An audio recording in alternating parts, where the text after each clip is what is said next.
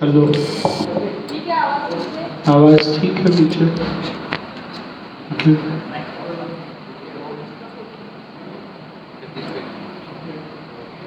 क्या?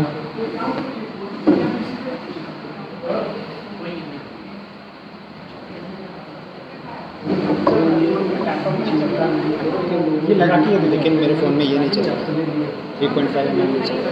2.5 ये Bluetooth only. ये अपने लिए होता है, ये सब चक्कर में मत रहो। समझ मेरे पास है। क्या इसमें?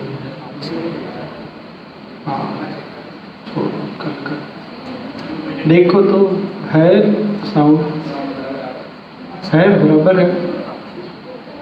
चलो सब लोग आंखें बंद करो फिर।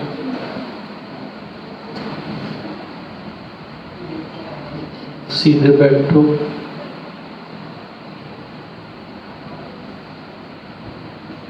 शरीर को अगले कुछ पल के लिए पत्थर की मूर्ति की तरह स्थिर करो।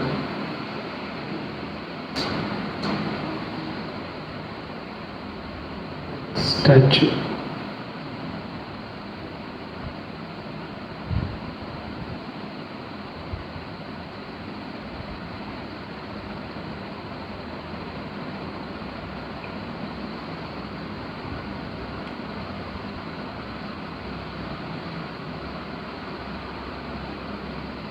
एक लंबी गहरी सांस और धीरे धीरे छोड़ो।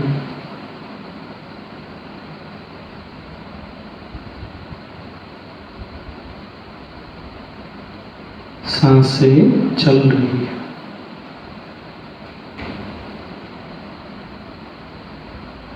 इस सत्य के प्रति सजग हो जाए।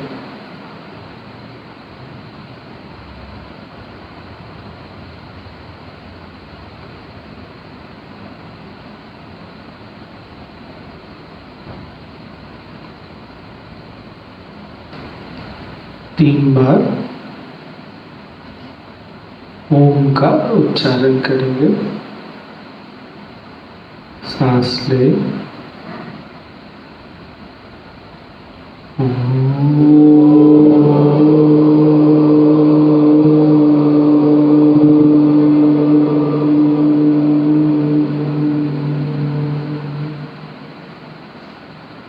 रिलैक्स।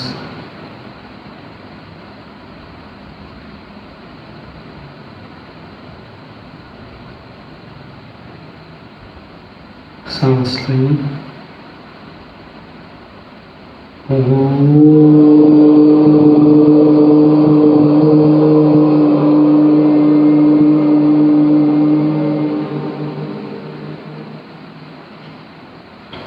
एक बार और।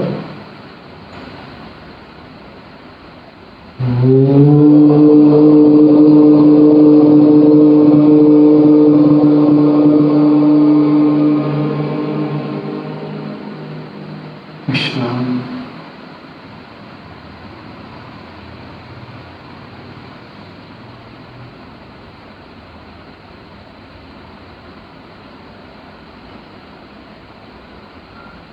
सदाशिवसमारम्भाम् व्यासशङ्कराचार्यमध्यमाम् अस्मदाचार्यपर्यन्तां वन्दे गुरुपरम्पराम्। वन्दे गुरुपरम्पराम्।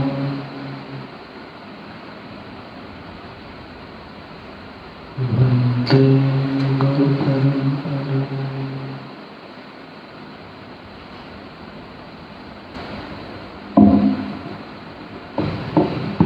आप धीरे से आंखें खोलें।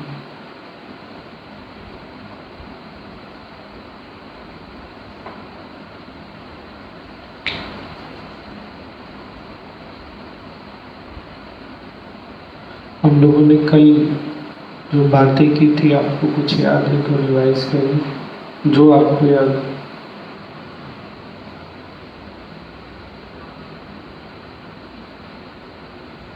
हाँ,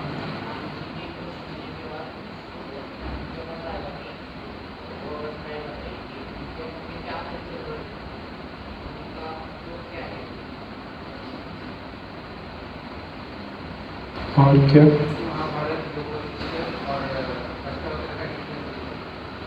तीनों जो ग्रंथ है, महाभारत, भगवद गीता, भगवद गीता, योग वशिष्ठ और अष्टावक्र गीता में क्या समानता है और क्या अंतर है? कल एक समानता हमने छोड़ी थी, क्या थी वो? तीनों ही गुरु और शिष्य के बीच में संवाद है। और क्या? अध्यात्म जो है प्रसन्न लोगों के लिए, खुश लोगों के लिए। ये कल पहली बार डिस्कवर किया, नहीं? दोनों के लिए है, पर जो दुखी आते हैं वो भी खुश हो जाते हैं। इसलिए अध्यात्म किसके लिए है? प्रसन्न लोगों के लिए। और क्या? हाँ, किसी भी उम्र में किसी को भी परेशानी किसी भी कारण से हो। मुख्य परेशानी क्या है? परिस्थितियां खराब है, या आदमी अपने ही अस्तित्व को ढूंढना चाहता है। यही दो परेशानी होती है, और तो कोई परेशानी होती नहीं जीवन में। और क्या? हाँ, जितनी बड़ी सोच होगी, जितनी बड़ी आप जिम्मेदारी लेने के लिए तैयार हैं, उतनी ही अधिक समस्याएं और उतनी ही बड़ी ट्रेनिंग।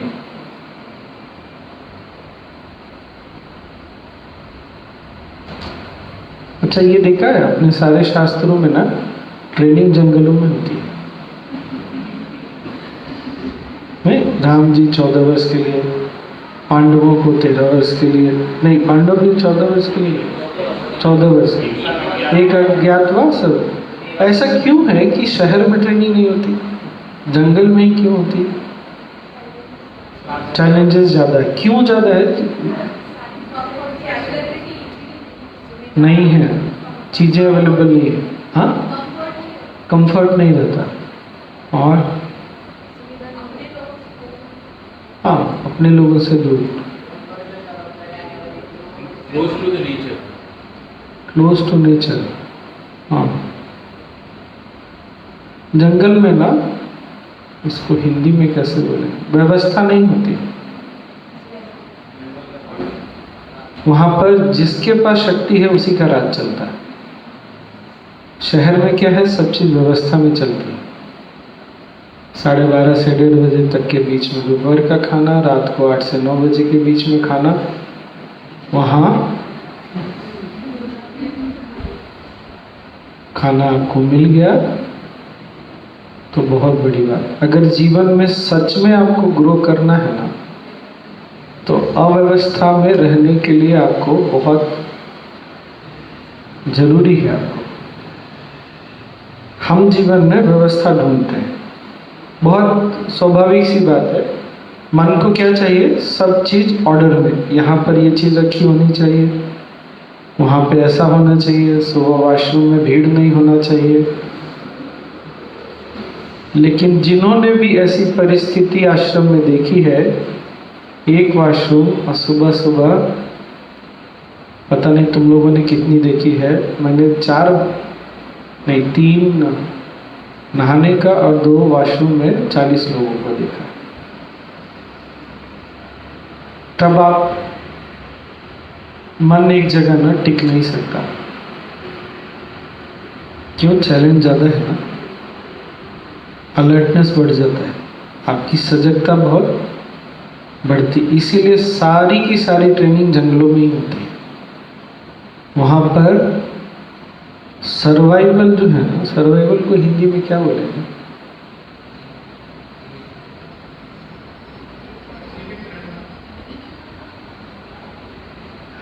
वहां जीवन ही ताक पर रहता है। भोजन तो भूल ही जाइए, नहाना धोना भूल जाइए, साधना सब भूल जाइए।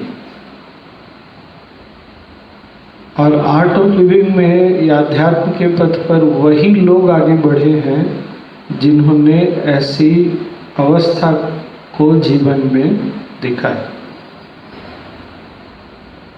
जब सिल्वर जुबली सेलिब्रेशन हो रहा था ना, बेंगलोर में हुआ था, शायद काफ़ी लोगों को पता है, पता नहीं भी।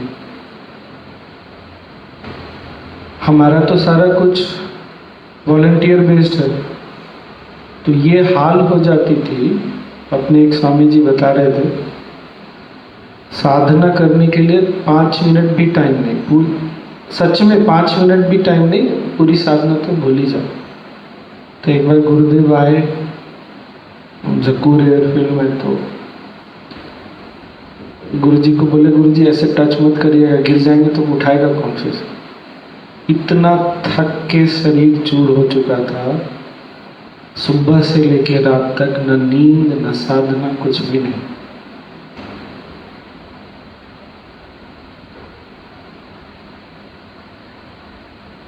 गुरुदेव ने बोला कोई बात नहीं, तुम मेरे को रोज सुबह और शाम याद कर लेना, तुम्हारी साधना हो जाएगी। अब ये लाइसेंस उस समय के लिए मिला था कि जीवन भर के लिए, उनको भी नहीं पता।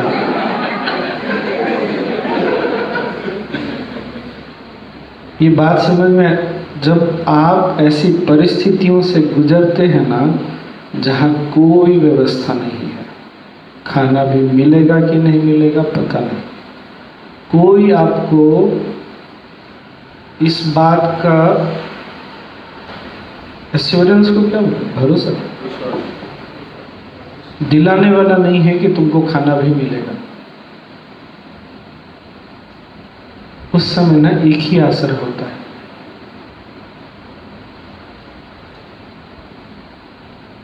किसका आसरा? आपको तब समझ में आता है कोई एक शक्ति है जो सब चीज देख रही है, मुझे भी देख रही है और वो देख रही है। नहीं तो क्या होता है पता है, अरे किचन में क्या सब्जी बनाते हैं, ऐसा क्यों बनाते हैं, कितना मिर्च डालते हैं, ये क्या करते हैं, ये सब ऐसे कोई खाना बनाता है? ये बात मजाक नहीं, बात अंतर समझ में आ रही है ना, ऐसे ही चलता है जीवन। और राम जी ने पूरे जीवन सिवाय सुख सुविधाओं के तो देखा नहीं था कुछ। वो भी लाडले, सबके लाडले, चारों भाई लाडले थे भाई, राम जी सबसे अधिक लाडले। तो उनको तो कोई वैसे भी कोई छोटी सी चीज के लिए सोचने ना दे। तो ऐसा व्यक्ति इतना बड़ा साम्राज्य जहां सब सुखी हो, वो कैसे खड़ा करेगा? ये बात समझ में आ रही है? मैं क्या नहीं कर सकता वो, कितना भी कुछ होगा ना, उस व्यक्ति को पता है कि कोई ना कोई तो पीछे खाना बना के भी रखेगा, जाऊंगा तो पानी रखेगा नहाने के लिए, सब रहेगा। जंगल में कुछ नहीं, तुमको पता भी नहीं है कि तुम जियोगे कि नहीं जियोगे, और जियोगे तो कैसे जियोगे। इसीलिए अगर सच में जीवन में आगे बढ़ना है, जंगल मतलब क्या, ऐसा स्थान, ऐसा समय जीवन का जहां सिर्फ अव्यवस्था ही है, व्यवस्था बोलकर कुछ नहीं होती। आप सो रहे हैं, आपको पता नहीं कौन सा जंगली जानवर कब आ जाएगा। 3 लोग हैं, पत्नी को तो नहीं बोल सकते कि तुम बाहर खड़े होकर पहरेदारी करो, तो कौन करेगा पहरेदारी? छोटा भाई है,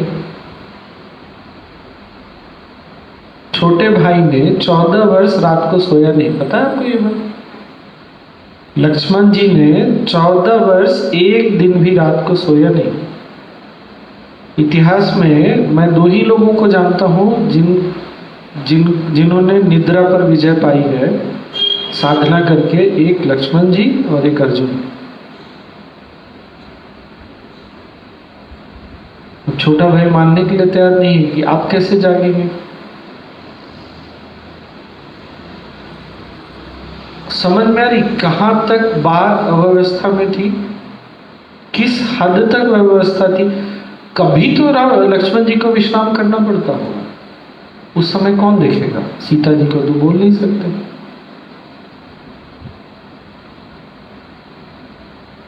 तो राम जी खड़े हैं बाकी समय, और हर पल ये नहीं पता है कि अगले पल खाना कहां से आएगा। भोजन तो करेंगे ना, क्या करेंगे ना, पर कोई एश्योरेंस नहीं है कि भोजन मिलेगा कि नहीं मिलेगा, इसका कोई भरोसा नहीं। एक पल के लिए ना, कुछ पल के लिए अपने आप को उस स्थिति में डाल के देखो कि वो व्यक्ति किस चीज से गुजरा होगा। भूल जाओ कि वो भगवान थे, क्या थे, सब भूल जाओ। एक पल के लिए सोच के देखो कि अगर हम वैसी स्थिति में रहेंगे, आज अगर आश्रम में थोड़ा ऊपर नीचे हो जाता है, सिक्योरिटी एक जगह हमको रोक लेता है, उसके बाद चेहरे का भाव देखो और मन की स्थिति को देख के देखो।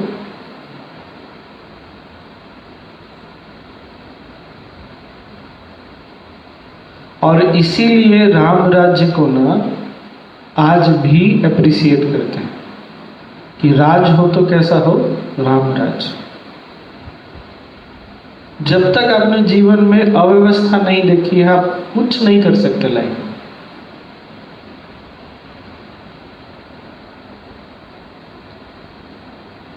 और यहां अगर आप आए हैं तो अव्यवस्था जीवन में होती है, तो उस समय समझ लेना कि अभी हमारा ट्रेनिंग पीरियड है। और ट्रेनिंग उसी को दी जाती है जिसको आगे कुछ बहुत बड़ा करना होता है। अब पहले ये सब खोपड़ी में इतनी समझ तो थी नहीं। जिस समय की बात मैंने बताई कि हम लोग 40 लोग एक साथ थे, ये आज जो गुरुदेव का सेक्रेटेरिएट ऑफिस है ना, उसमें, और जहाँ स्कूल ऑफिस है वहाँ पर वॉशरूम एक का दरवाज़ा नहीं था, इसलिए जा नहीं सकते, तो बच गए 3 और 2, 40 लोग एक रूम में। आप सेवा करके आए हैं रात के 10 बजे, आप सो रहे हैं, अचानक से 11 बजे 4 लोग और आते हैं सेवा करके, फिर रात के 2 बजे 4 लोग, 10 लोग और आते हैं, और किसी को इस बात से कोई अंतर नहीं पड़ता है कि बगल में कौन सो रहा है। वो आया है रात को, तो चुपचाप तो 10 आदमी सोएंगे नहीं ना। गद्दे नीचे बिछे हुए हैं, नीचे में लाल वाली चीटियां।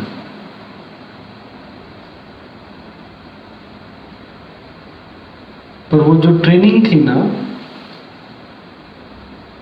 10 दिन रहा होगा, पता नहीं कितने दिन, 10 दिन। उस ट्रेनिंग ने मन को रास्ते पे ला दिया। मैं स्पेसिफिकली इसलिए बोल रहा हूं कि इस बात को समझना बहुत जरूरी, आखिर जंगल क्यों। और मैं जिस घर से हूं ना, मेरे पापा सुबह सुबह हमारे उठने के पहले, हम लोग 3 भाई बहन, टूथब्रश में पेस्ट लगाकर छोड़ रखते थे। इमेजिन करके देखो।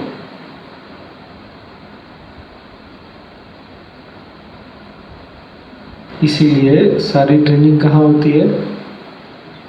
जंगल। जंगल का अर्थ क्या है? अव्यवस्था। और सारा ज्ञान चर्चा जो है ना, कहाँ हुआ है? जंगल में। एक ही ज्ञान चर्चा है जो कंफर्ट में हुई है, वो है अष्टावक्र गीता,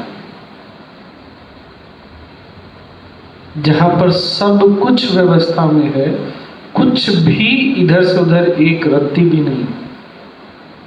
भगवद गीता युद्ध के मैदान में कोई ज्ञान की बात करता है? आप सोच के देखिए कि भगवान श्री कृष्ण, इसीलिए भगवान श्री कृष्ण को ना इतना, मतलब इंसान, क्या बोलेंगे उसको, एग्जिस्टेंस में उनको सबसे कंप्लीट माना जाता है। कौन युद्ध के मैदान में ज्ञान की बात करता है? किसकी इतनी हिम्मत है? जब मन ही अशांत है, इतना उत्तेजित है, इतना लड़ाई अभी मरने और मारने के लिए खड़ा, वहां आप ज्ञान की बात कैसे करेंगे?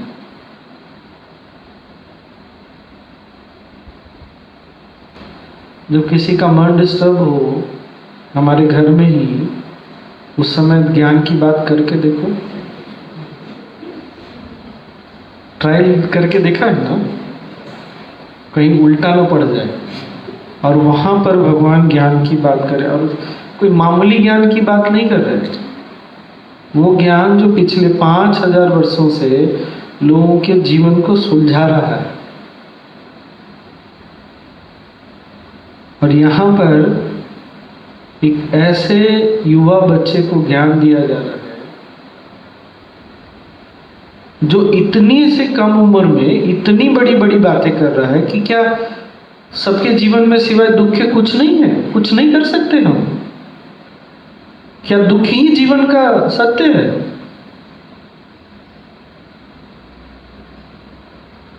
और राम जी ने जो बातें बोली है ना, सुन करके आदमी हिल जाता है। पढ़ोगे ना कभी, जैसे बता रहा हूं, इतने कम उम्र में वो बोल रहे हैं कि मैंने देख लिया कि चाहे जो हमारा ना हैप्पीनेस का सबसे पहला पॉइंट है, only he is happy who is free from egotism and who is not swayed by craving for sense pleasure, but such a person is extremely rare in this world. जो अपने इंद्रियों के सुख के पीछे नहीं भाग रहा, जिसमें अहम की भावना शून्य हो गई, वही व्यक्ति सच में सुख को पा सकता है। और ऐसा कोई व्यक्ति मुझे इस दुनिया में दिखता ही नहीं। क्यों ये बात बोल रहे हैं कि जब चारों तरफ एक ही उदाहरण है तो मैं कैसे मान लूं कि मेरे लिए संभव है? ये बात समझ में आ रही है? भाई आपके सामने सैकड़ों उदाहरण है तो आप बोलते हैं किया जा सकता, आपके सामने कोई उदाहरण ही नहीं दिखता, कैसे कर लेगा कोई? ये तो समझ में आ रहा है कि ये बहुत ही कठिन है। और जो व्यक्ति अपने इन्हीं सब चीजों में उलझा हुआ, क्या आगे बढ़ के करेगा? वो तो अपने ही परेशानी में उलझा हुआ है, आगे कहां से कुछ कर सकेगा वो?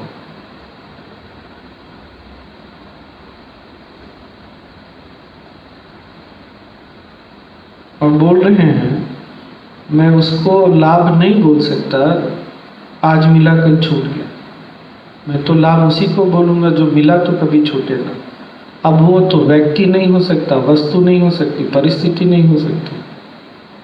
भाई एक न एक दिन तो सबको जाना है छोड़ के। जो मिला है वो छूट जाएगा। जो हमारा मोबाइल आज हमारी जान बनी हुई है, जिसमें हमारी जान रहती है, वो भी टूट जाती है थोड़े समय, वो भी काम करना बंद कर देती है। ये चेहरे का एक्सप्रेशन देखो। और ये बोल रहे हैं कि मुझे समझ में आता है कि वो सच में लाभ नहीं है, सच में सुख नहीं है, बट क्या है?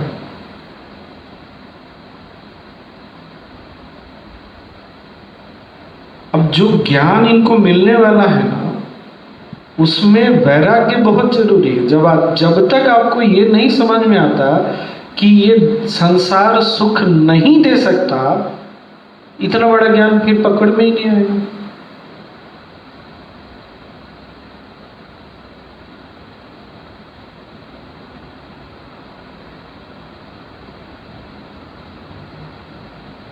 इसलिए किसी न किसी स्तर पर जब जीवन में वैराग्य का अनुभव हो चुका है, इसको वैराग्य बोलिए। एक तो होता है विवेक, एक होता है वैराग्य। अगर विवेक हो ना तो वैराग्य अपने आप जाग जाता है। विवेक क्या है? दिख रहा है कि सब चीज समाप्त होने वाला है, आज नहीं तो कल, कल नहीं तो परसों। हम आश्रम में हैं तो क्या होगा? कोई जानता है कितने दिन टिकने वाले हैं? इस संसार में हम टिकने वाले हैं? कौन देगा इस बात की गारंटी?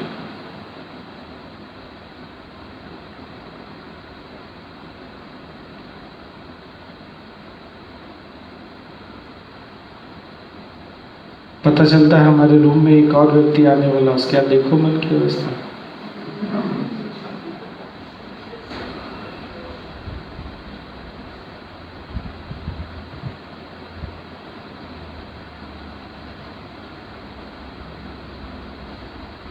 तो जब गुरुदेव से पता चला ना ये पढ़ना है, बहुत ढूंढा, स्वामी वेंकटेशानंद जी का नहीं मिला।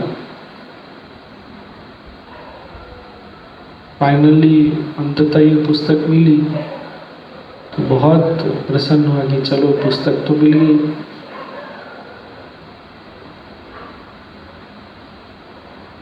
उठाया तो ये वो समय था जब मुझे इस बात की पूरी गलतफहमी थी कि मैं बहुत इंटेलिजेंट हूँ। तो बुक में एक लाइन लिखी, शुरू में ही लिखी हुई है पुस्तक में, अगर ये बात भी पकड़ में आए ना तो आदमी हिल जाता है। हम सब ने आसमान देखा है ना, आकाश देखा है ना, कौन सा रंग होता है? नीला होता है, वही लिखा हुआ है। बोल रहे हैं कि जिस तरह आकाश का नीलापन एक दृष्टि का भ्रम है, ये तो पता है ना, आकाश नीला है नहीं क्योंकि आकाश बोलकर कोई चीज है नहीं, वो तो खाली जगह है ना। तो खाली जगह का नीला पीला कुछ भी नहीं हो सकता। अच्छा, जो लोग साइंस के नहीं है ना, घबराना नहीं, लेकिन ये बहुत इंटरेस्टिंग है। तो बोल रहे हैं जिस तरह आकाश का नीलापन एक दृष्टि का भ्रम है, उसी तरह ये संसार जैसे दिखता है वैसा है नहीं। अब मुझे ना दो चीजों ने हिलाया। ये सेकंड पार्ट जो है वो तो नहीं पकड़ में आया, क्यों? संसार तो सच दिखता है। लेकिन ये बात पकड़ में आई कि सच में आकाश तो है नहीं, तो जो चीज है नहीं उसको हम नीला या पीला कुछ भी कैसे बोल सकते हैं? और ये क्या बोल रहे हैं कि ये दृष्टि का भ्रम है। साइंस में, विज्ञान में इसको ऑप्टिकल इल्यूजन बोलते हैं। जैसे जो दिखता है पर, कोई ऐसा उदाहरण याद आता है? दिखता है पर है नहीं। सूरज का उगना, सूरज का डूबना है नहीं, मरीचिका, मृग मरीचिका। और पानी में पेन डालो तो वो टेढ़ा दिखता है। और कुछ और उदाहरण? हाँ, जब हम गाड़ी में आगे जाते हैं तो चीजें पीछे जाती हुई दिखती है। और गाड़ी में चलते हैं तो हाँ, होराइजन को क्या हिंदी में? क्षितिज। क्षितिज लगता है इधर पास में ही, इधर इधर ही, इधर ही चल नहीं। और रेनबो, रेनबो है, उसमें निकलता है, उसको नहीं बोल सकते। है, डिजायर तो है, इसको कैसे नाम बोल सकते? जो दिखता है पर है नहीं, एकदम ग्रॉस, एकदम स्थूल उदाहरण बताओ जो कोई भी देखे तो उसको बात समझ में, हाँ ये बात सही है। जैसे मृग मरीचिका, पता है, दिख रहा है, पानी है नहीं वहां पर।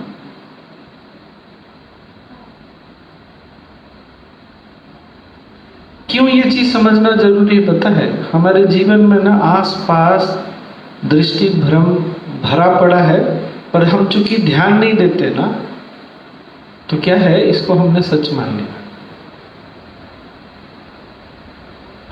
बचपन से गुड्डे गुड़ियों को खेलते खेलते ना हम भूल ही गए कि ये गुड्डे गुड़ियों का खेल है, सिर्फ खिलौने बदलते चले गए। पहले वो छोटी सी कार होती थी, गन होता था, गुड्डे गुड़ी होते थे, बड़े हुए तो खिलौना बदलता चला गया, महंगा होता चला गया, और है तो खिलौना ही। हमको पता है कि सूर्य, ये तो सबको पता है ना, सूर्य उगता नहीं और सूर्य अस्त भी नहीं होता। लेकिन कहते कहते अब ऐसा तो नहीं बोल सकते ना, पृथ्वी घूम रही है, सूर्य थोड़ी अस्त हो रहा है। बोलने के लिए क्या सुविधा निकाली? देखो सूर्यास्त हो रहा है। पर बोलते बोलते कब भूल गए पता ही नहीं चला, और हमने इसी को क्या कर लिया? सत्य मान लिया। फिर वही बात, गुड्डे गुड़ियों का खेल खेलते खेलते भूल ही गए कि ये तो सिर्फ खिलौना है। नहीं, बचपन में कितने लोग रोते हैं, कैसे रोता है बच्चा लोग, नहीं? गाड़ी टूट जाए, कुछ हो जाए, और माँ बाप कैसे समझाते हैं, अरे खिलौना है, दूसरी ला देंगे, बड़ी कार ला देंगे।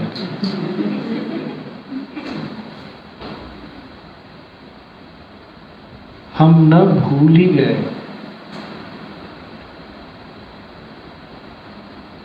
और विज्ञान में और उदाहरण देखोगे ना तो बड़ा मजा आएगा। अभी अच्छा 3-4 दिन पहले, 5 दिन पहले कभी तो बोल रहा था, बहुत छोटी सी बात है, देखना हाँ आज और कल में ना, और बड़ा मजा आएगा। ये सबको पता है ना, साइंस पढ़ा या नहीं पढ़ा, कि सब चीज एटम से बनी है, अणु से बना है, सबको पता है ना। पता है इंजीनियरिंग कॉलेज के, जैसे ही इंजीनियरिंग कॉलेज में पढ़ने जाओगे ना, तो जो सबसे पहली बुक मिलती है फिजिक्स की, उसके फर्स्ट पेज पे लिखा हुआ है कि एन एटम इज 99.9999% जो अणु है वो 99.9999999% खाली है। अगर हर चीज अणु से बनी है और अणु खाली है तो हर चीज खाली है, हाँ कि ना? हाँ कि ना? पर पढ़ा तो जरूर, हमने तो सब चीज को सॉलिड मान लिया, लिक्विड मान लिया, गैस जो भी मान लिया। अब यहाँ क्या बोल रहे हैं कि जैसे आकाश का नीलापन क्या है, दृष्टि का भ्रम है, उसी तरह ये संसार जैसा दिखता है ना, वैसा। तो अब क्या करें फिर? तो हम तो फंस गए।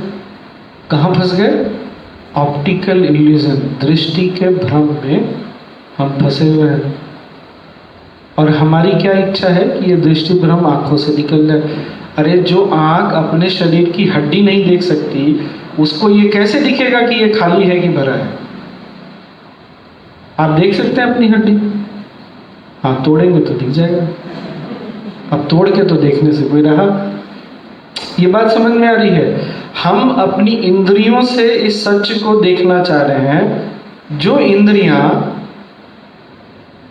अपने ही अंदर नहीं देख सकती, तो ये कैसे संभव है? और जो हमको दिख रहा है उसको हमने सच मान लिया। तो हम अपने ही रचाए हुए जंजाल में फंस करके बैठे हैं और बोल रहे हैं कोई तो हमको निकालो यहां से। तो निकालेगा कौन? मकड़ी अपने ही जाल में फंस कर बैठी हुई है और मकड़ी को पता ही नहीं कि जाल उसने खुद बनाया है। तो दूसरा आकर कहां से निकालेगा?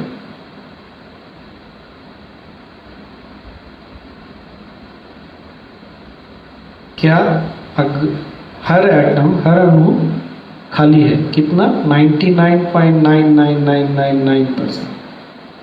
कितना इसमें सॉलिड है? 0.0000001%। और पूरी संसार को हमने सच मान रखा है। ये संसार जैसे दिखता है वैसे ही।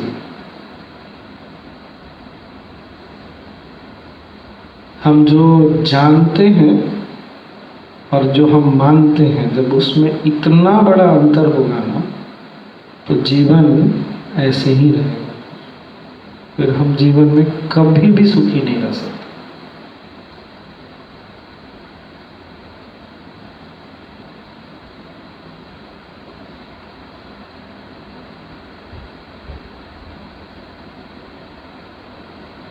हमारे आसपास जो कुछ भी दिखता है, जस्ट एक बार सोच के देखो, ये दिख रहा है, पंखा भी दिख रहा है, दीवारें, छत सब दिख रही हैं, और यहां विज्ञान क्या बोलता है? नहीं है भाई, है ही नहीं। तो करें क्या फिर? इसी भ्रम में जीते रहे कि है सच में।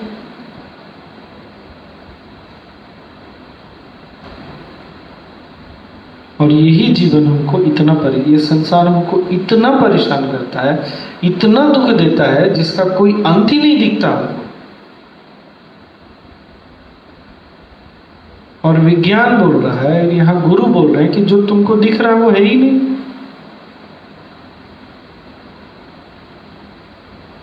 तो क्या करेंगे? विश्वास करेंगे? अनुभव में तो नहीं है, पर गुरु बोलेंगे तो विश्वास करेंगे? हाँ या ना, कुछ तो बोलो। करेंगे विश्वास? देखो, बिना विश्वास के फिर आगे नहीं बढ़ सकते, इसलिए सबसे पहले आगे बढ़ने के लिए जीवन में क्या चाहिए? विश्वास, श्रद्धा। और श्रद्धा ना फेथ से बहुत बड़ी चीज है, बहुत बहुत बहुत बड़ी। उसको फेथ के साथ नहीं कंपेयर करना। तो सबसे पहले क्या चाहिए? श्रद्धा चाहिए, विश्वास चाहिए। किसमें? अब भाई किसी ने बोला रिसर्च करके कि मानव के शरीर में 206 हड्डी होती है, हमने तो नहीं देखी, हमने माना कि नहीं माना? क्या करें, तोड़ के देखें एक एक हड्डी कि 206 हड्डी है कि नहीं? माना कि नहीं माना? क्यों मान लिया? क्योंकि हम में श्रद्धा है। हमको जिसने रिसर्च किया उसकी बात पर श्रद्धा है, सीधी सी बात। ये कोई भी व्यक्ति अगर ऐसा बोलता है ना कि मेरे में श्रद्धा नहीं है, तो सबसे बड़ा मूर्ख है। कोई भी इंसान बिना श्रद्धा के है ही नहीं। हर चीज एटम से बना। किसने देखा है एटम है? मैं तो पिछले, मुझे आज 48 वर्ष हो गए जीते हुए, ज्यादा हो गए, 50 का हो जाऊं मैं 1-2 साल में। मैंने तो आज तक किसी को नहीं, मैं आज तक किसी को नहीं मिला जिसने अणु देखा होगा। किसी को नहीं, जानता भी नहीं है किसी को। पर मैं भी मानता हूं कि अणु है, वो भी मानता है कि अणु है, तुम भी मानते हो कि अणु है। क्यों मान लेते हो फिर जब तुमने देखा नहीं तो? अरे किसी ने रिसर्च किया, वो बता के गया है कि अणु होता है भाई, हमने मान लिया। तो सबसे पहले क्या चाहिए? श्रद्धा। यहां गुरु बोल रहे हैं ये संसार जैसा दिखता है ना, ऐसा है नहीं। चाहे अनुभव में हो चाहे नहीं हो, इसी को श्रद्धा बोलते हैं। किसको श्रद्धा बोलते हैं? जो हमारे इंद्रियों के और बुद्धि के अनुभव में नहीं है, उस पर विश्वास करना ही श्रद्धा है। ये बात पकड़ में आई? याद रहेगा सबको? क्या? जो हमारे इंद्रियों के अनुभव में नहीं है, जिसको हमने बुद्धि से भी नहीं जाना, उस पर विश्वास करना श्रद्धा है। अब एटम को तो किसी ने देखा नहीं, हमने भी नहीं देखा। हमारे शरीर में हड्डी है, ये भी हमको तब पता चलता है जब टूटता है, नहीं तो पता चलता है कुछ तो यहाँ हार्ड है, यहाँ भी हार्ड है कुछ। हमको क्या पता वो क्या है? अगर बचपन में रॉड फिट कर दिया होगा तो?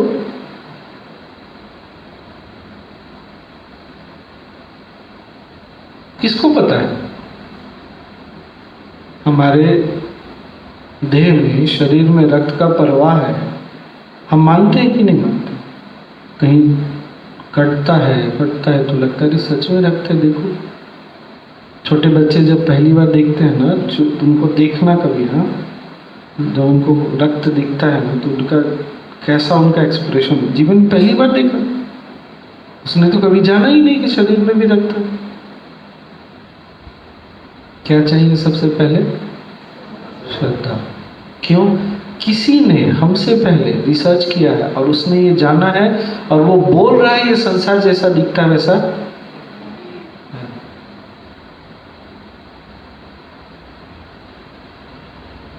मुझे पता है इतनी आसानी से तो मन मानेगा नहीं, लेकिन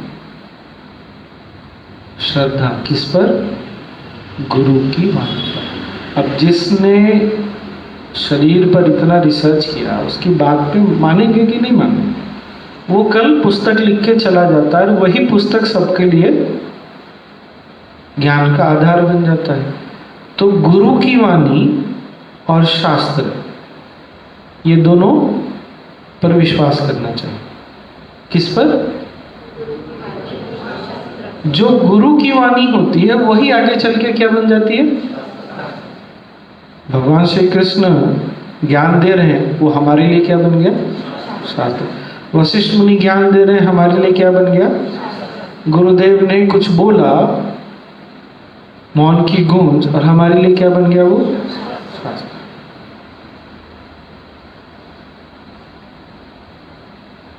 गुरुदेव बोल रहे हैं कि मैं कह रहा हूं जीवन में कोई परेशानी नहीं है, यह सिर्फ माया का खेल है। मुझे पता है इतनी आसानी से मन नहीं मानता, लेकिन क्या गुरु की वाणी में जब श्रद्धा होती है ना, तब जीवन में आगे बढ़ते हैं। अगर गुरु की वाणी में ही श्रद्धा नहीं रहेगी तो क्या सब चीज जब तक अनुभव करोगे तब तक तो 70-80 के हो जाओगे, तो बचेगा क्या फिर जीवन? नहीं, देखोगे बड़े लोग जो होते हैं ना, वो बोलेंगे अरे सब ठीक हो जाएगा, सब ठीक। अब उन्होंने जीवन में परेशान होकर देख लिया, कुछ हुआ नहीं, सब धीरे धीरे ठीक होता चला गया। पर जब तक ये बात, अच्छा बहुत बार बड़े लोग ये भी बोलते हैं जो हुआ ना अच्छा हुआ, हमको नहीं समझ में आती बात, पर उन्होंने देखा है कि अब जब आगे बढ़ गए तो जो पीछे हुआ था वो अच्छा हुआ लगता है। हम भी पीछे मुड़ के देखते हैं, जो उस समय हमको बहुत खराब लगता था वो लगता अच्छा हुआ है कि नहीं? कितने लोगों का अनुभव है ना? यही तो बात है फिर। तो गुरु की वाणी में जब श्रद्धा होती है तो वशिष्ठ मुनि ने 3 चीजें बोली हैं। पहला क्या?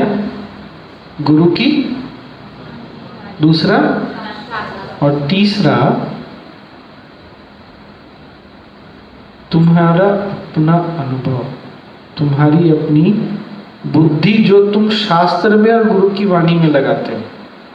हम क्या करते हैं, अपनी सुविधा के अनुसार गुरु की वाणी को यूज करते हैं, हमारी बुद्धि को गुरु की वाणी पर नहीं लगाते। ये हम सब ने किया है और अभी भी कभी ना कभी। पर गुरुजी ने तो ऐसा बोला था, अरे तुम गुरुदेव की वाणी को समझने का प्रयास करो ना, उन्होंने क्या बोला है। ये बात पकड़ में आ रही है क्या सबको? हाँ या ना कुछ तो बोल दो। सिंक्रोनाइजेशन समझ में आता है क्या? सिंक्रोनाइजेशन को हिंदी में क्या बोल सकते हैं? हाँ, तारतम्य। क्या? हाँ, तारतम्य, ज्यादा तालमेल। हाँ, तालमेल। अब गुरु की वाणी और शास्त्र में पूरा तालमेल है, गड़बड़ किस में होता है? खोपड़ी में। अब भगवान श्री कृष्ण बोल रहे हैं कि कर्म ही सब कुछ है, अर्जुन क्या बोल रहा है? अरे ऐसा कैसे हो सकता है? तो गड़बड़ किस में है, गुरु की वाणी में कि समझ में? ये बात पकड़ में आई ना? तीनों में तालमेल होना चाहिए और तीनों में तारतम्य होना चाहिए, तीनों एक साथ चलने चाहिए। हमारी समझ को जब तक गुरु की वाणी के साथ नहीं जोड़ते तब तक जीवन में परेशानियों का अनुभव होता ही रहेगा। अच्छा, बहुत बार हो जोड़ भी देते हैं फिर छूट जाता है। इसीलिए ना मोबाइल आज के ज़माने में ना बहुत हेल्पफुल है समझने के लिए। जो थोड़ा बहुत भी मोबाइल यूज़ करते हैं ज़्यादा, स्मार्टफोन, मोबाइल को क्या करना पड़ता है? सिंक करना पड़ता है। बार बार वो सिंक, व्हाट्सएप है तो चैट को सिंक करो, अपने गूगल अकाउंट से सिंक करो या एप्पल अकाउंट से सिंक करो। क्यों? सिंक नहीं होगा तो सब गड़बड़ हो जाएगा कभी। तो बार बार अपनी समझ को किसके साथ? गुरु की वाणी और शास्त्र में जो लिखा है उसके साथ लगाना पड़ता है। एक बार करने से हो जाता तो हम सब अभी तक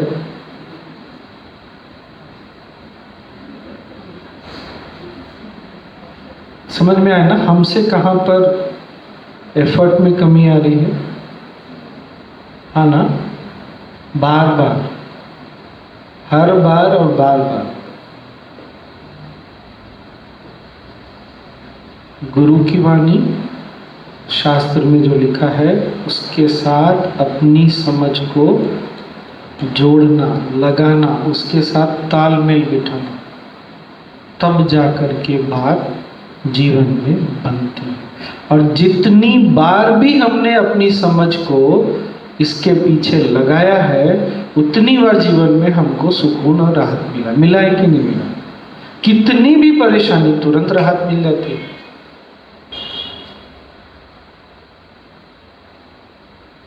इसको कैसे, क्या बोलते हैं, अपने जीवन से समझना।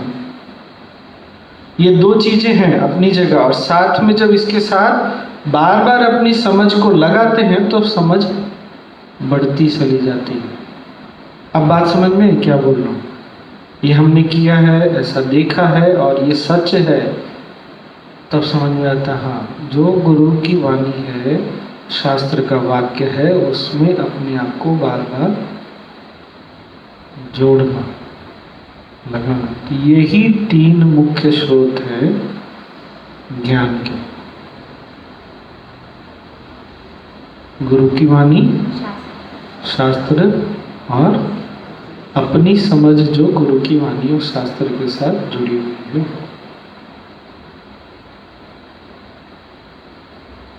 और सबसे पहले आगे बढ़ने के लिए क्या चाहिए? श्रद्धा। श्रद्धा है हमें, हमको पता है, बस उसके प्रति जागने की जरूरत है। श्रद्धा वो नहीं है कि मूर्ति को भगवान मान लिया, गुरुदेव को भगवान मान लिया, वो भी श्रद्धा है, पर श्रद्धा इससे भी कहीं परे की चीज है।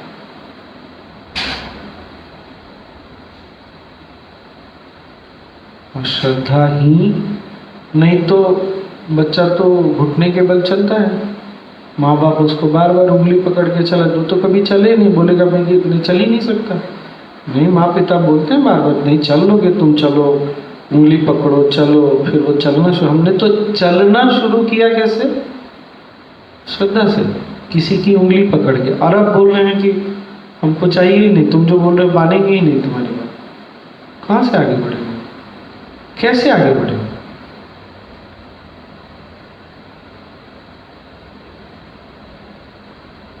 हाँ, जीवन में जो एक्सपेरिमेंट करना करो, करके देखो। वो हम लोग करते ही रहते हैं।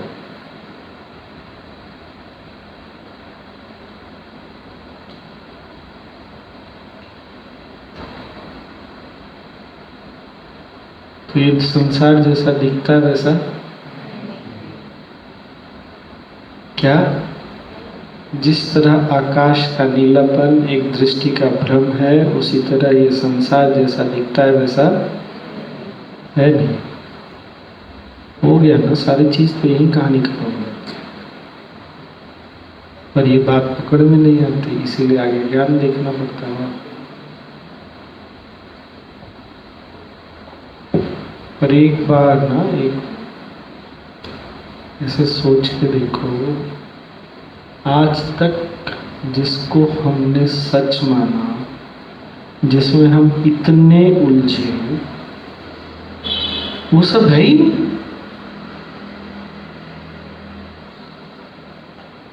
ये तो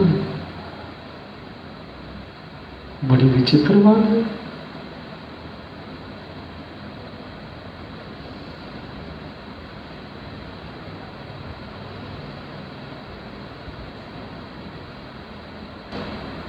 तो ये योग वशिष्ठ का आधार है। इसलिए जो लोग कल नहीं आए थे ना, वो सुन लेना, अगर फेसबुक पे है तो सुन लेना, बहुत हेल्प करेगा।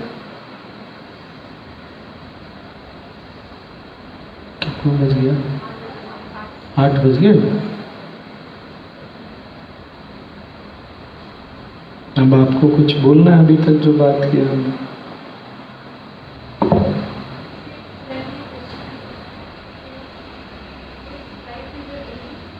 लाइफ इज ए, अच्छा,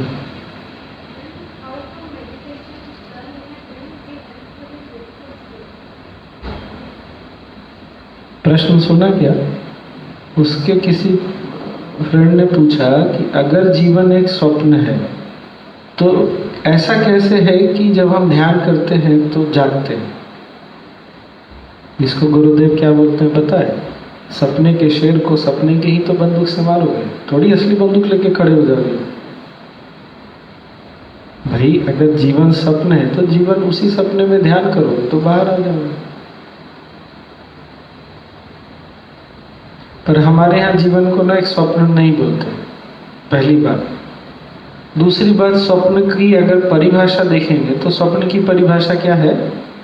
ऐसा कुछ जो हमको दिखता है लेकिन कल जब जागते हैं तो पता चलता है कि, तो तुम जागते जागते अगर अनुभव कर लो तो बहुत बड़ी बात है, लेकिन जो तुम्हारे लिए बहुत भारी है वो किसी और के लिए एक छोटी सी बात है। चींटी के लिए 24 घंटे की जीवन बहुत बड़ा जीवन नहीं, मच्छर के लिए तो पता नहीं कितने जनरेशन 24 घंटे में आ जाते हैं। हमारे लिए तो उसके लिए जो सत्य है वो हमारे लिए स्वप्न है।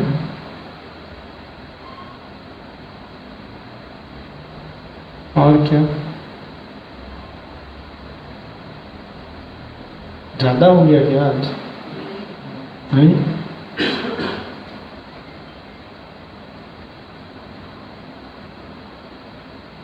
क्या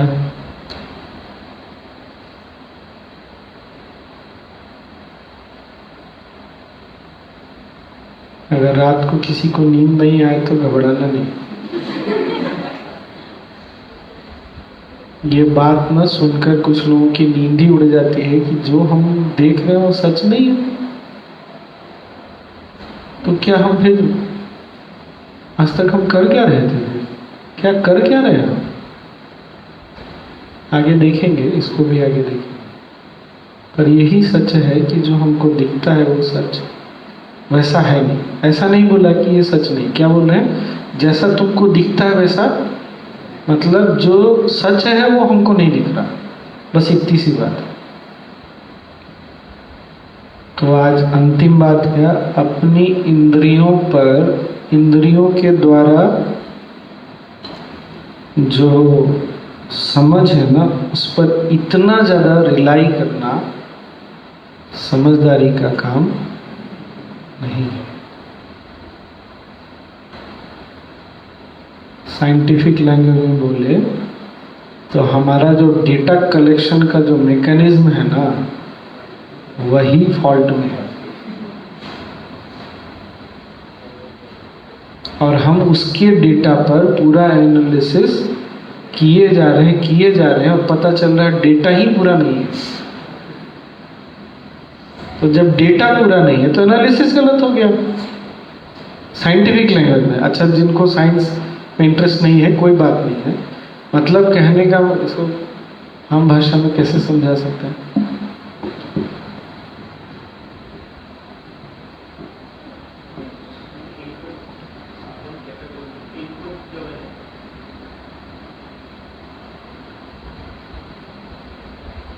जैसे कोविड को लेके ना सिचुएशन बहुत अभी क्लियर नहीं। क्यों? बहुत लोग फ्रॉड में जाते हैं क्योंकि उनको इंश्योरेंस से पैसा लेना है, बहुत लोग छिपाते हैं,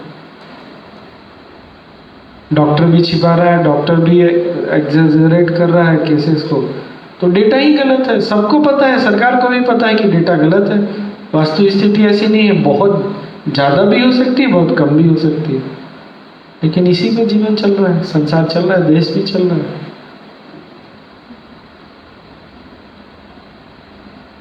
तो हमारा जो डेटा कलेक्शन का जो इंस्ट्रूमेंट है वो सही डेटा नहीं कलेक्ट कर रहा।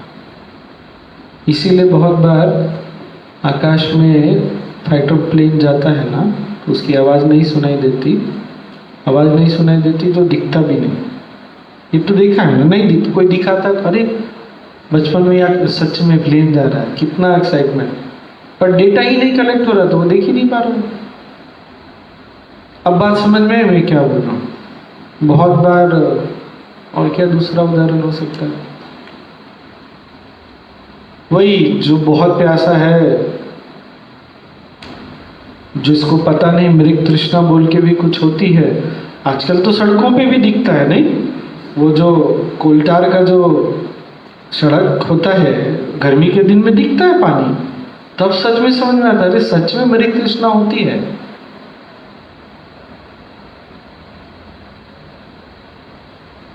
तो हमारा जो ये जो 5 इंद्रियां हैं ना, उसके डेटा पर इतना ज्यादा विश्वास नहीं करना चाहिए। क्यों? डेटा इनकम्प्लीट है, इसीलिए एनालिसिस, विश्लेषण कभी भी सही नहीं हो सकता।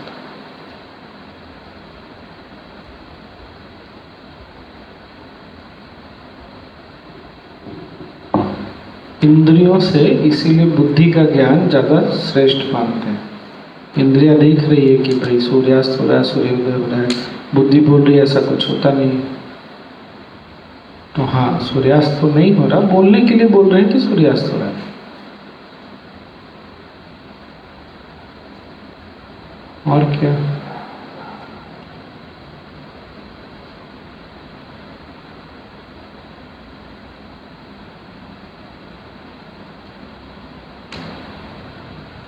मैं एग्जांपल ले सकता हाँ बोलो बोलो। हूँ।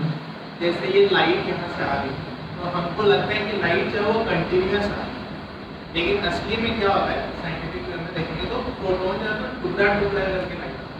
पहले एक फिर एक फिर एक पैकेट में आता है। पैकेट में। लेकिन अब सिनेमा में वैसे ही होता है, वो होता है तो, लेकिन हम हाँ, सब चीज हमको सिनेमा में चलता फिरता दिखता है, लेकिन कुछ चल नहीं रहा वहां पर, कुछ भी नहीं चल रहा, सब क्या है। लेकिन हम उसी में कितने इमोशनल हो जाते हैं। नहीं, हीरो पिटाई खाता है तो हीरोइन को कुछ होता है, हम इमोशनल हो जाते हैं, रोते भी हैं। हीरो पीट देता है तो खुश भी हो जाते हैं।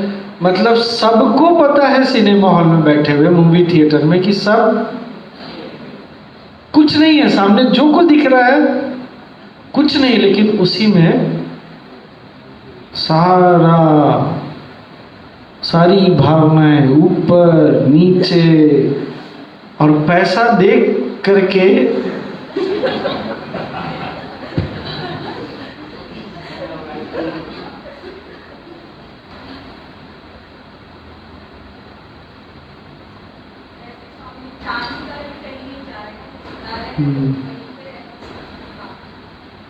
ये मूवी वाला एग्जांपल बड़ा अच्छा है। नहीं,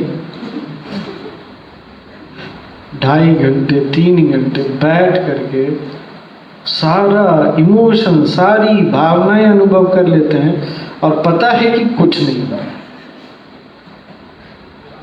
उसी तरह ये सारा जो दिख रहा है नहीं, पर हम इसमें इतना इतना अधिक डूब चुके हैं, ये सारी भावनाओं को ऊपर नीचे दाएं बाएं करता रहता है, और हम बहते रहते हैं, बढ़ते रहते हैं।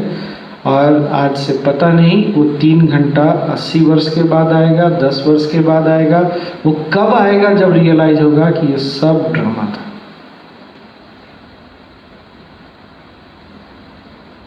और यही बोल रहे हैं क्या, कि जिस तरह आकाश का नीलापन एक दृष्टि का भ्रम है, ये संसार जैसा दिखता है वैसा है नहीं। आएगा ना, इसके बाद भी डिटैचमेंट नहीं आएगा तो कब आएगा?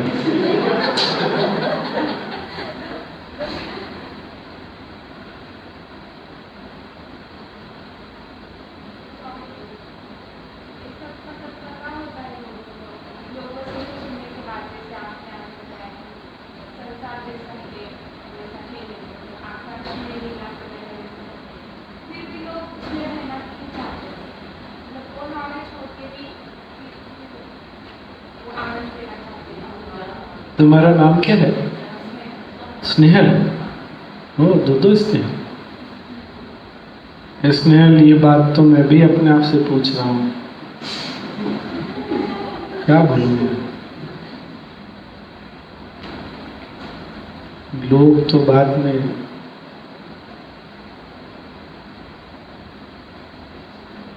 पता नहीं मोबाइल में सुबह उठते उठते क्या खोल के देखता है इंसान, ऐसा क्या मैसेज आ जाएगा, क्या न्यूज़ आ जाएगा, जो जीवन को एकदम से, पर सुबह उठते उठते सबसे पहले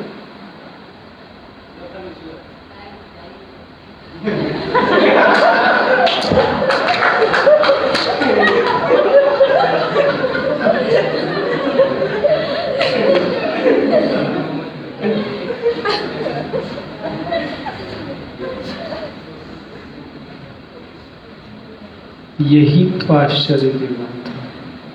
और राम जी ने इसको इतने नजदीक से देख के समझ लिया ना कि उनको सब चीजों से विरक्ति हो गई, कुछ नहीं सच है यहाँ पर बस इसके बाद उनको समझ नहीं आ रहा, पर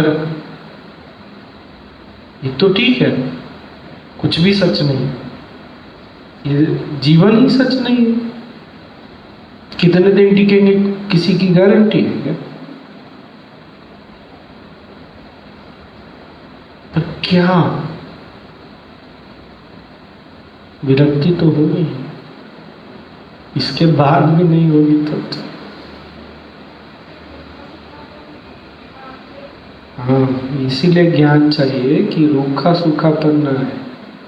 जब जीवन में वैराग्य जागे ना तो वैराग्य रस लेकर आए। रूखा सूखापन, गुरुदेव को लगता है उनका जीवन रूखा सूखा है? अरे हमारे सामने तो जीते जागते उदाहरण बैठे हैं, उनको देख के लगता है उनका जीवन रूखा सूखा है एकदम? कभी देखा उनको ऐसे देख के लगता है? अरे बोलो तो सही, देख के लगता है उनको कि रूखा सूखा जीवन है? कोई क्या रूखा सूखा इंसान है? उनको देख के और जीने की इच्छा होती है भाई। क्यों होती है? क्योंकि जब वैराग्य ज्ञान के साथ जुड़ जाता है ना तो जीवन में एक रस आता है, ऐसा रस जो किसी चीज से फिर कोई चीज उसको छूती नहीं। इसी को अछूत बोलते हैं।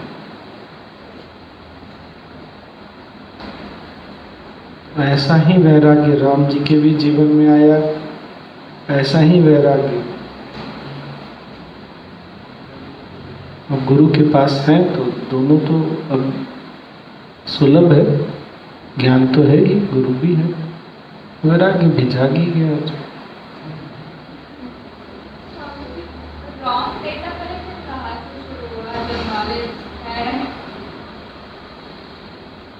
रॉन्ग डेटा कलेक्शन क्योंकि या तो हम फिर इसके लिए ना ध्यान को समझना पड़ेगा। ये कितना बजा? ज़्यादा हो गया।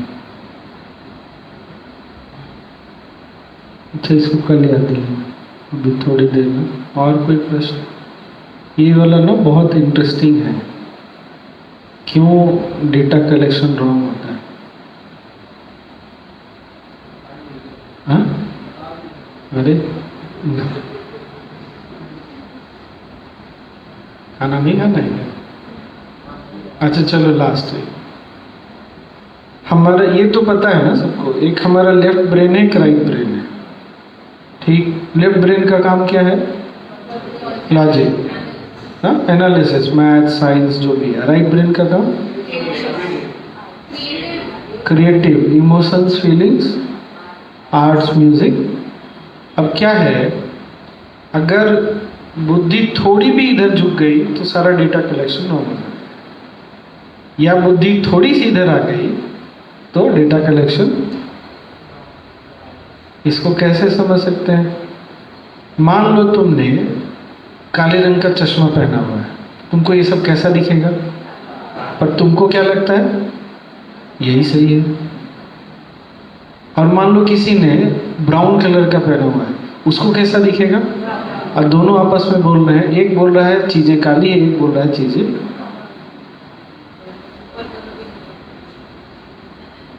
तो डेटा कलेक्शन गड़बड़ हो गया ना। सिंपल एक्सप्लेनेशन है।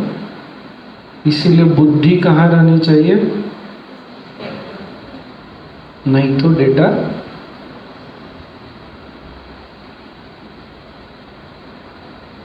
दोनों में से किसी को नहीं छोड़ना है। पर दोनों ना अगर टेढ़े हुए तो चीजें या तो भूरी दिखेगी या काली दिखेगी। या पता नहीं आजकल तो वायलेट कलर वो क्या क्या कलर आता है, जैसा कलर पहनोगे वैसा दिखेगा, और जैसा दिखेगा उसी को सच मानते हैं। इसीलिए सबसे पहले क्या बोल रहे हैं कि जैसा तुमको दिखता है ना वैसा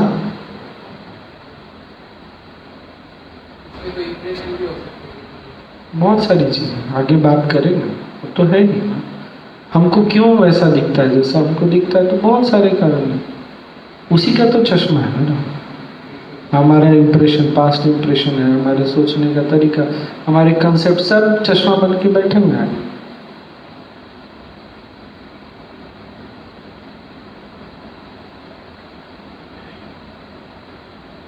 और एक बार जब डेटा कलेक्शन गड़बड़ होना शुरू होता है, क्यों एनालिसिस तो उसी के बेसिस पे हो रही है, और हमको पता ही नहीं है कि डेटा कलेक्शन गड़बड़ है, तो एनालिसिस कभी भी ठीक हो नहीं सकती। और वो फिर जीवन में वही बार बार बार बार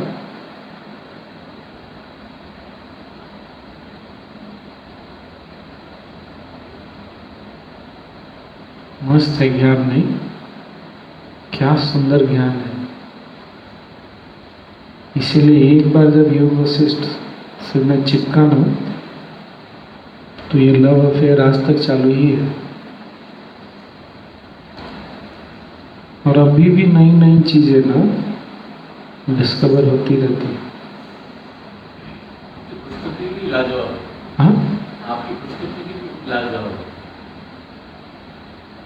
ये तो अरे जी कोई एक शक्ति है जो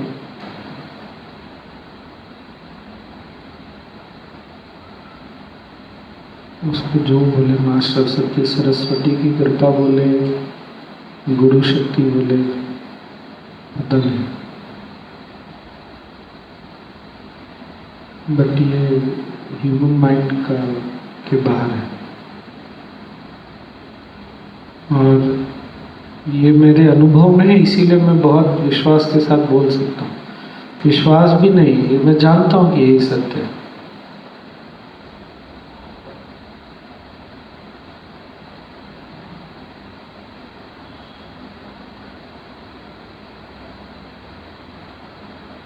और किसी को कुछ एनीथिंग नहीं। इधर वाला भाग ना मुझे कल से हैवी दिख रहा है, इधर वाला लाइट ही दिख रहा है। कल भी लाइट दिख रहा था, आज भी लाइट दिख रहा है। चलो कोई नहीं, थोड़ी देर आंखें बंद कर लो,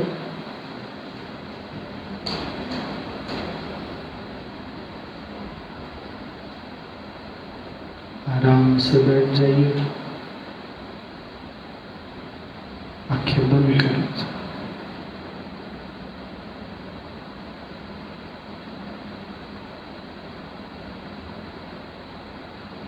मुस्कुराते हुए एक सांस लीजिए और मुस्कुराते हुए सांस छोड़िए।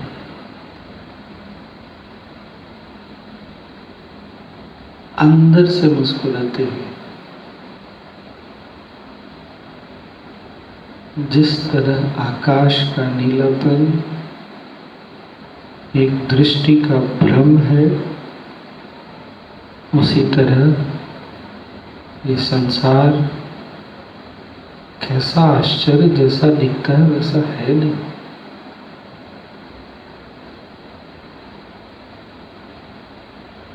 It's such a surprise. कैसा अद्भुत आश्चर्य।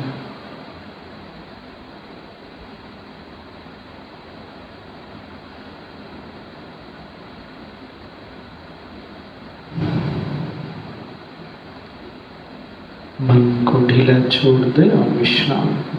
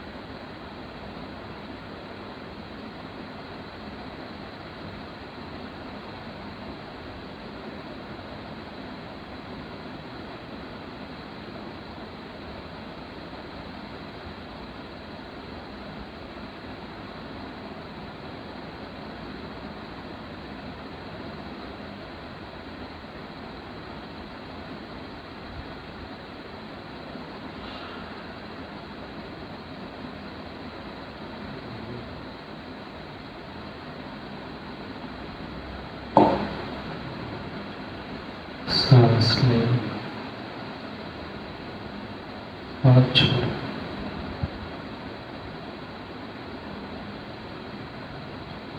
शरीर और आसपास के प्रति सजग हो जाओ।